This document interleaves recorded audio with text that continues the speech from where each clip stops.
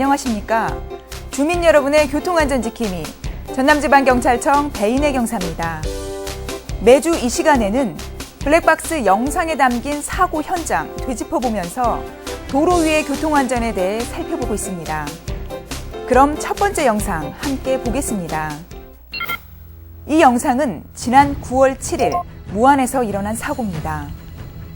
한 차량이 교차로에서 좌회전을 시도하는데 갑자기 배달 오토바이 한 대가 신호를 위반해 서로 충돌하고 맙니다. 이 사고로 오토바이 운전자 16살 김모 군이 숨졌는데요. 신호 위반과 과속도 문제지만 안전모조차 착용하지 않아 사망사고로 이어졌습니다. 배달 종사자를 상대로 사고 여부를 조사해 본 결과 37.2%가 배달 중 사고 경험이 있다고 답했습니다.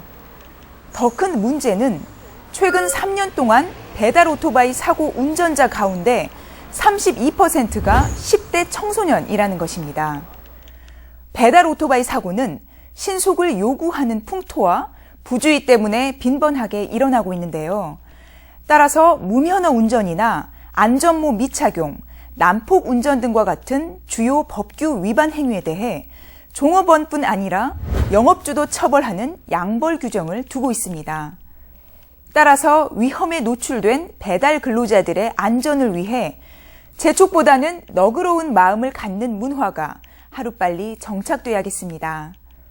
이렇듯 빈번하게 일어나고 있는 오토바이 사고, 다음 영상 함께 보면서 위험성에 대해 알아보겠습니다. 이 사고는 지난 8월 24일 영광에서 일어났습니다. 도로 위를 달리는 차량 옆으로 오토바이 한 대가 지나가고 있는데요. 갑자기 오토바이가 왼쪽으로 방향을 틀어 운전자가 미처 피하지 못하고 그대로 들이받습니다. 이 사고로 오토바이 운전자 72살 김모 씨가 크게 다쳤습니다. 농도인 전남은 오토바이 사용을 선호하는 어르신들이 많은데요. 특히 요즘 같은 수학철이면 교통사고가 급증합니다. 따라서 운전자들은 갑자기 진행 방향을 바꾸는 오토바이를 유념해서 항상 서행 운전하셔야겠습니다. 다음 영상입니다. 이번 사고 역시 올해 3월쯤 전남 영광에서 일어난 오토바이 사고인데요. 한 차량이 마을길로 들어가기 위해 좌회전을 시도하는 순간 뒤따르던 오토바이가 멈추지 못하고 그대로 차량을 들이받으면서 오토바이 운전자가 크게 다쳤습니다. 전남 지역에서는 이런 장소에서 사고가 빈번하게 발생하고 있습니다. 일반 도로와 농로가 만나는 지점이 많기 때문인데 어르신들의 경우 갑작스런 돌발 상황에 대처하는 능력이 부족하기 때문에 반드시 좌우를 확인하는 습관을 갖는 것이 좋습니다.